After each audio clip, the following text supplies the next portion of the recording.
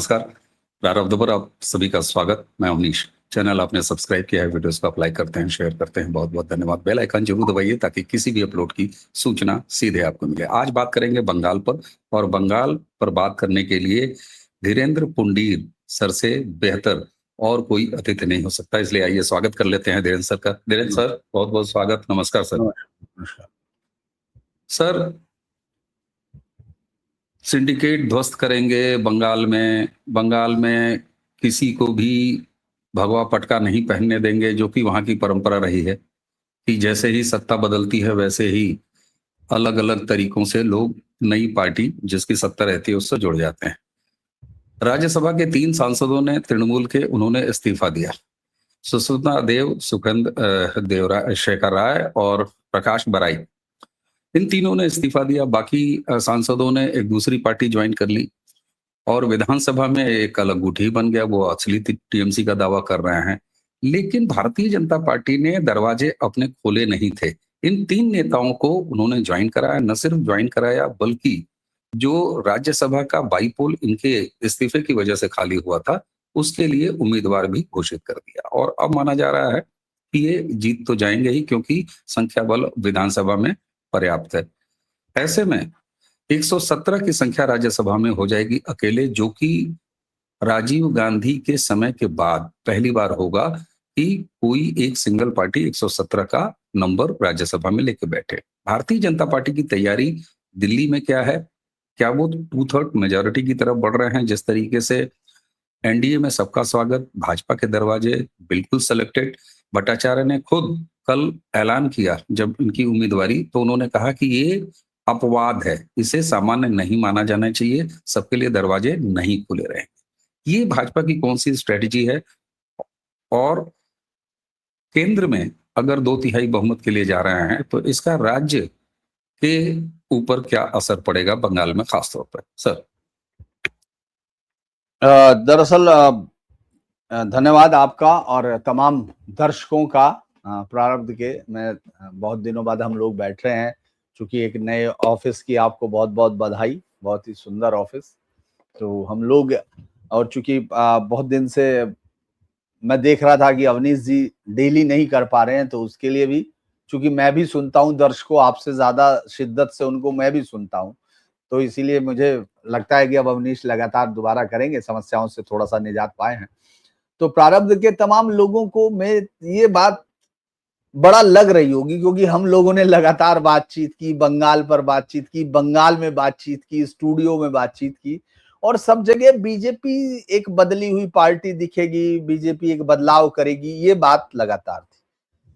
बंगाल का वोट जो है अवनीश, पूरा वोट जो अगर आपको याद होगा, इमोशन का वोट था। बीजेपी को जो वोट मिल रहा था, इमोशंस और एग्जिस्टेंस पर जो प्रॉब्लम उनको लग रहा था, संकट है, उससे निकलने का एक रास्ता उन्होंने बीजेपी के माध्यम से चुना था। आपने देखा होगा शुरू में ही जैसे ही लोगों ने तुरंत टीएमसी करना शुरू कर दिया, तो श्रमिक भट्टाचार्य हो या देवजीत जो वहां का मीडिया प्रभारी है, उन सब ने ये सब कहा कि भाई ये कोई भी आदमी यहां नहीं आएगा। बाकायदा उन्होंने इसके लिए एक बड़ा वो भी किया, मतलब मीडिया पर बोला, वो प्रेस रिलीज तक किया, जो जनरली नहीं करती है पार्टी कि भाई हम किसी का स्वागत नहीं करेंगे, ये नहीं करेंगे कुछ समय तक का। लेकिन इन सब के आने के साथ, दरअसल जब इन्होंने इस्तीफा दिया था तभी ये तय हो गया था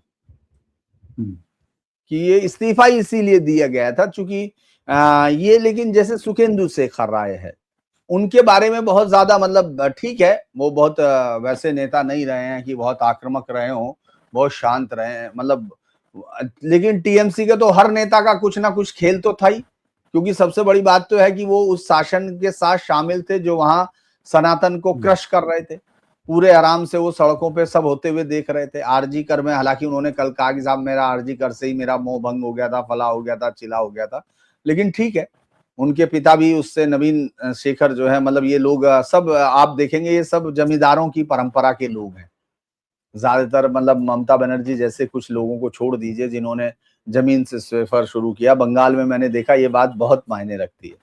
वो हुए, उसके बाद प्रकाश है, वो पहला, मतलब जिसको कहा गया कि वो तृणमूल के काडर से निकला है, तृणमूल का है, किसी और पार्टी में नहीं था, और सुष्मिता देव तो कई सारे रास्ते तय करके पहुंच गई वहां कांग्रेस से लेके वहां। तो इन लोगों को इसलिए चुना गया या क्या हुआ, इस सब को लेकर वहां दो मत चल रहे हैं। एक तो देखिए, आपने श्रमिक का सुना होगा कि पार्टी के आदेश का पालन करना होगा। मैं पहले भी मानता था कि बंगाल की इकाई इस तरह के किसी भी इंक्लूजन के खिलाफ होगी, वो किसी भी इस तरह के जो पार्टी में लिए जाने के फैसले के खिलाफ होगी, लेकिन वो पार्टी केंद्र की पार्टी के खिलाफ आप नहीं जा सकते, क्योंकि केंद्र का बड़ा प्लान है। भाई देखो, अगर आप की पार्टियां योगी और मोदी या अमित शाह इन सबको पत्रकारों से या नीचे से राय लेनी होती तो लोग तो 2021 में ही खत्म कर चुके थे इस पार्टी को। हम जैसे लोग तो वहीं पढ़ी आए थे इसका फातिया कि साहब अब कुछ नहीं हो सकता, इन्होंने कार्यकर्ता छोड़ दिए, अब ये खत्म हो गई, अब बीजेपी को कोई वोट डालने वाला नहीं होगा।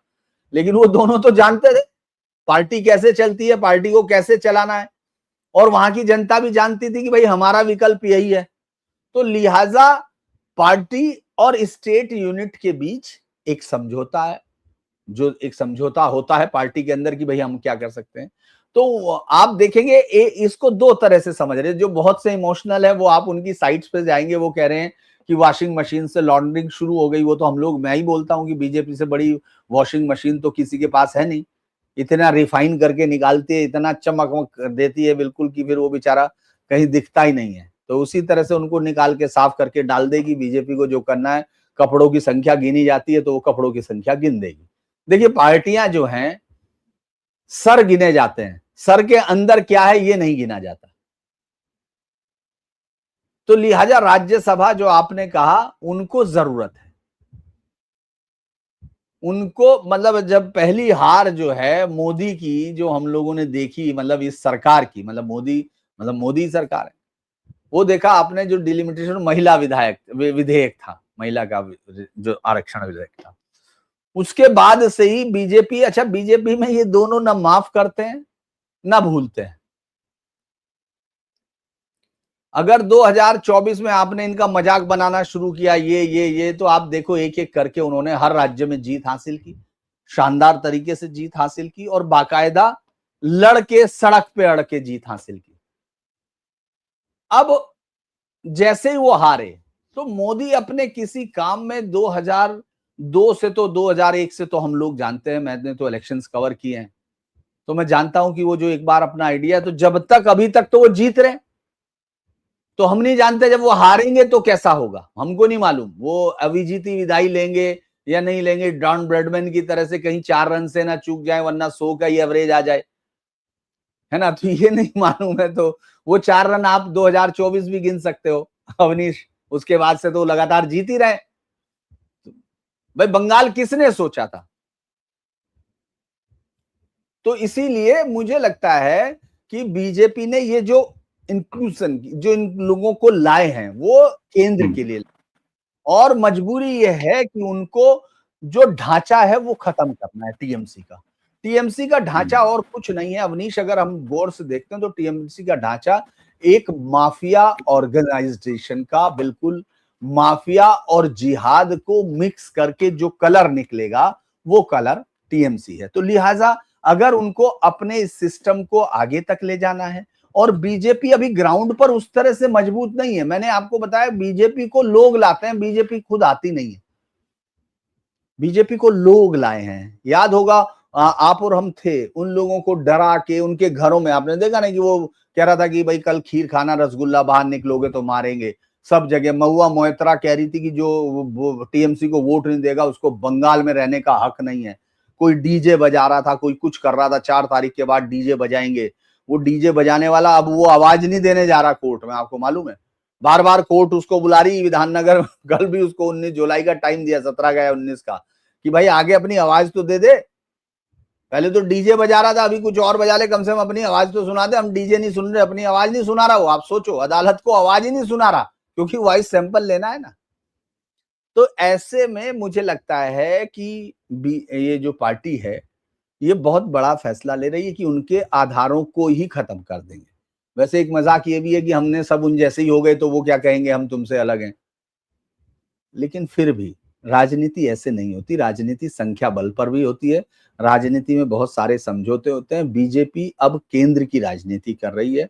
बीजेपी को मालूम है कि हमको 29 का चुनाव लड़ना है, 240 सीटों के नाजुक उस पर आप जा रहे हैं, तो आपके पास पहले से आगे बढ़े हुए कदम होने चाहिए जो आप अपने लोगों को बताएंगे, मतदाताओं को बताएंगे कि भाई हम तो 15 साल से, जब आप 15 साल से होते हैं ना अवनीश, तो आपको कुछ ऐसा दिखाना होता है, देना होता है कि लोग आपसे ऊब ना जाए।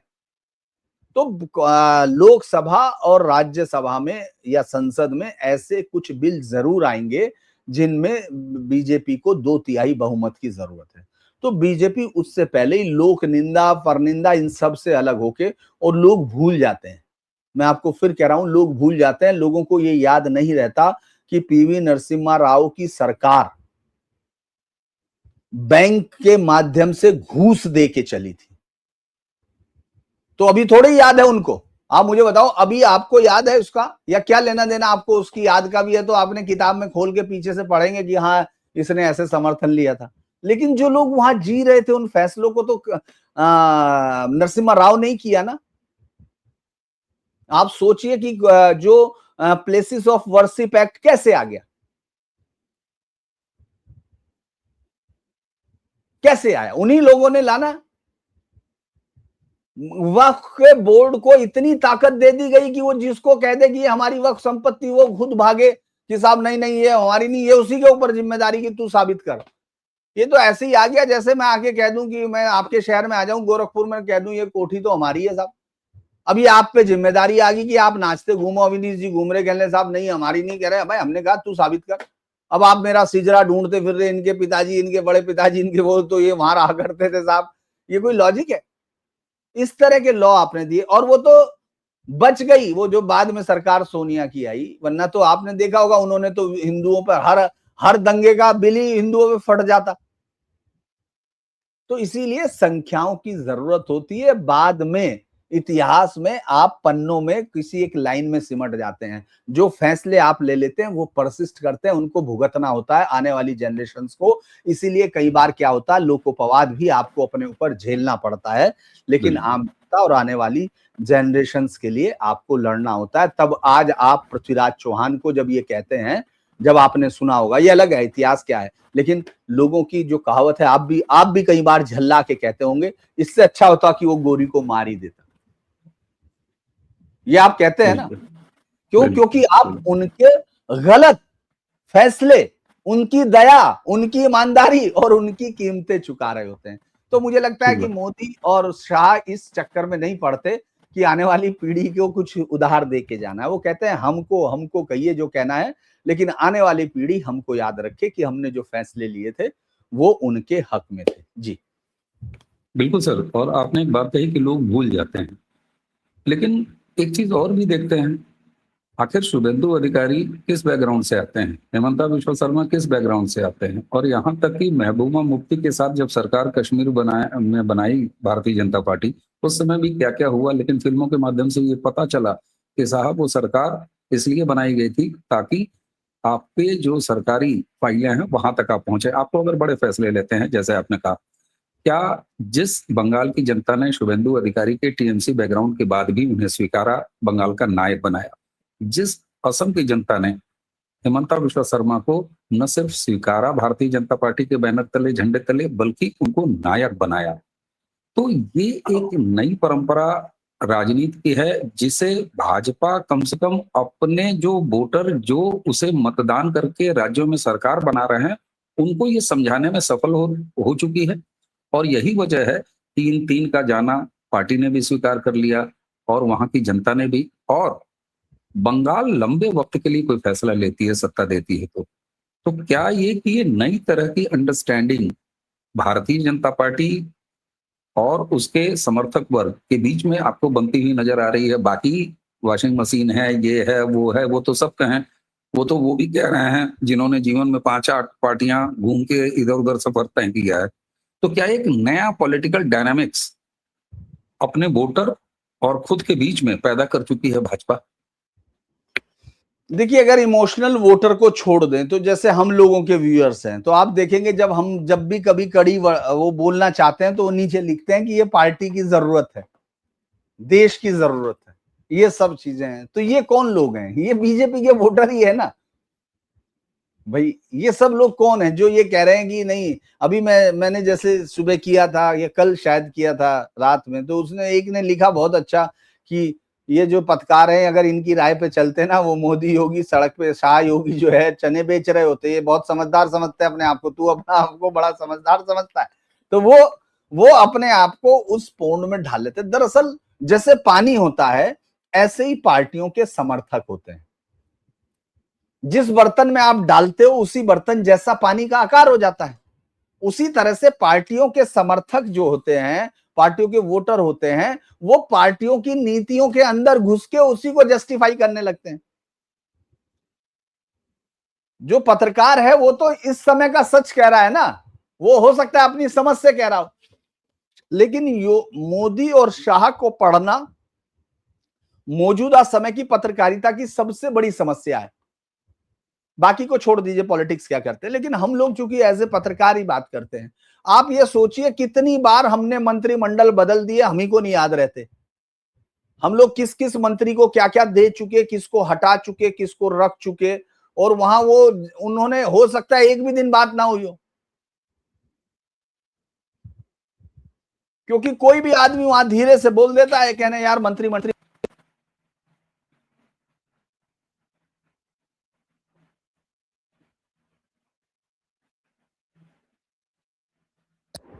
आपको आवाज आ रही है? जी। हाँ। तो जो पत्रकार है वो अपना कहानी चला देता है। तो मुझे लगता है कि जनता वहां की इस डायनामिक्स को समझेगी, और अभी इमोशनल है क्योंकि देखिए वो लोग इमोशंस में। लेकिन इसमें एक चीज आप बहुत याद रखिएगा प्रैक्टिकल, शुभेंदु क्या करता है ये ज्यादा मायने रखेगा इस वक्त वहां। और शुभेंदु क्या कर रहा है? शुभेंदु कह रहा है कि जिन्होंने मॉब लिंचिंग की है उनको अरेस्ट करो। 26 से ज्यादा लोग हो चुके, 200 लोग उन्होंने पहचान लिए हैं। भाई जो एक एनकाउंटर, बंगाल में एनकाउंटर की परंपरा नहीं रही, बंगाल में पुलिस की लोगों को गोलियों से भूनने की परंपरा है, लोगों को सरेआम मारने की परंपरा है, राजनीतिक विरोधियों को, बदमाशों को मारने की परंपरा वहां नहीं है। अगर आप याद होगा आनंद मार्गियों को उसी पुल पर जो मेन टाउन में रोक के काट दिया, उन्होंने टुकड़ों में मार दिया, फिर उसका जिसने उसकी पूछताछ कर रहा था उसको भी मार दिया, उसके एसओ को भी मार दिया, सब इस तरह से मरते रहे। कितने लोगों को मारा। मैंने बल्कि आज ही वो किताब दोबारा निकाली जिसमें वो एक प्रोजेक्ट बना के चलाया था छात्रों ने, 148 या कितनी हत्याओं का, 300 कुछ चीज, उन सारे के फोटो वोटो, एक प्रोजेक्ट 2021 की किताब थी वो। तो मैं ऐसे ही देख रहा था कि हत्याओं का चार्ज रहा, लेकिन उन्होंने एक सीधा मारा किसको? जिसने रेप किया।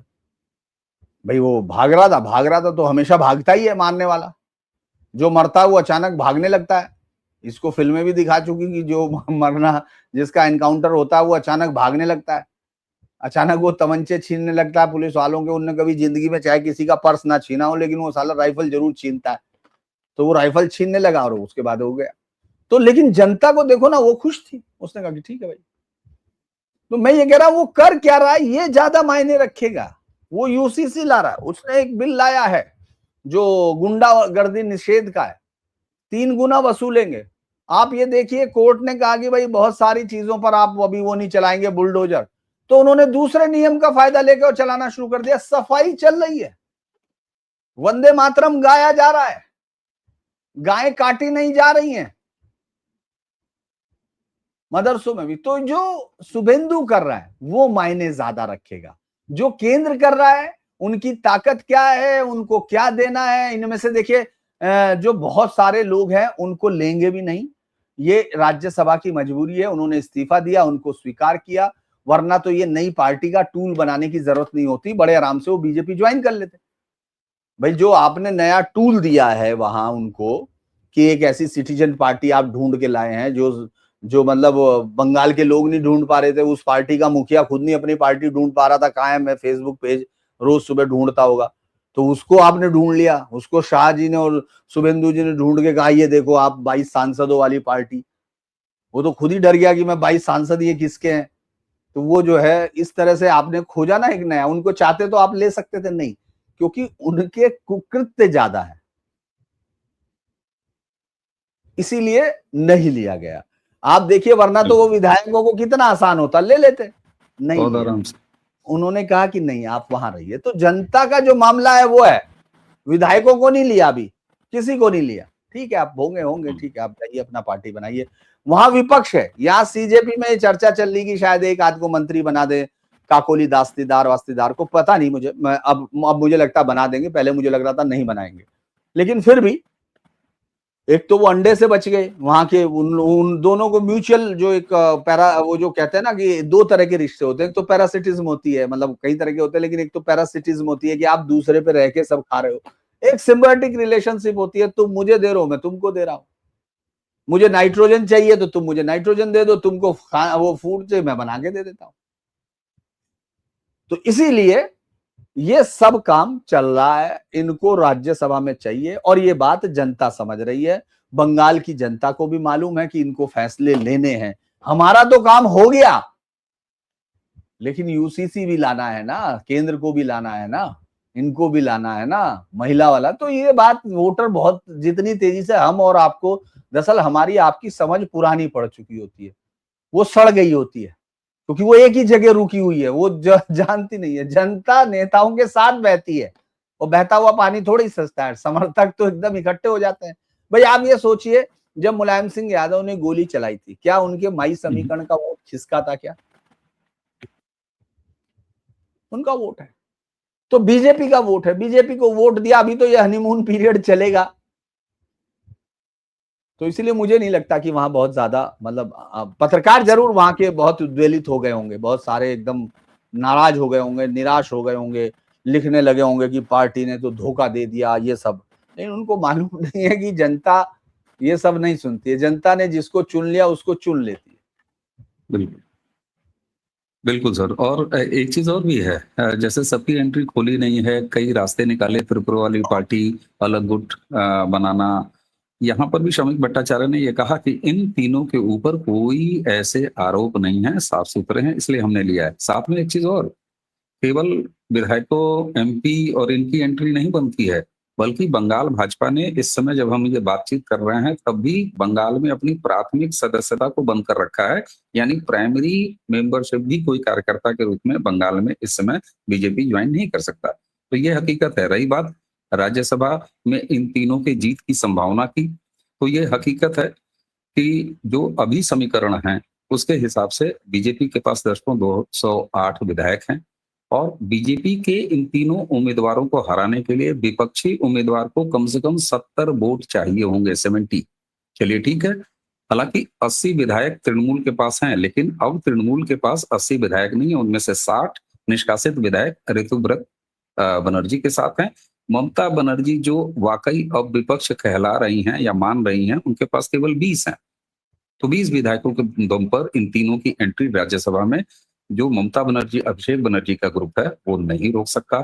कुलदीप सर ने बताया कि केंद्र की राजनीति में किस तरीके से बड़े काम है, और सबसे ऊपर जो बात है कि किस तरीके से बंगाल का मतदाता इसे समझेगा, यह बंगाल के मतदाताओं के खुद के चरित्र में है।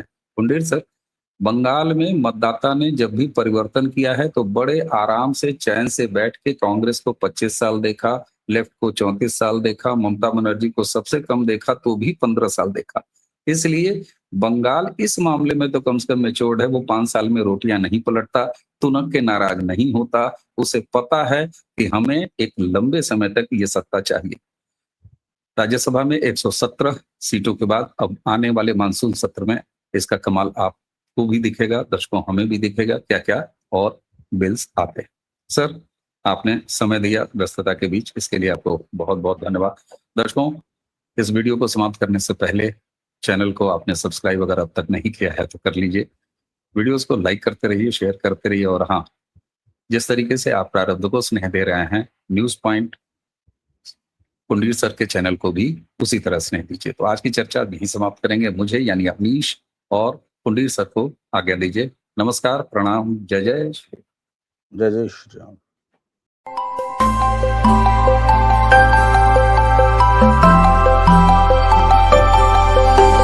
धन्यवाद।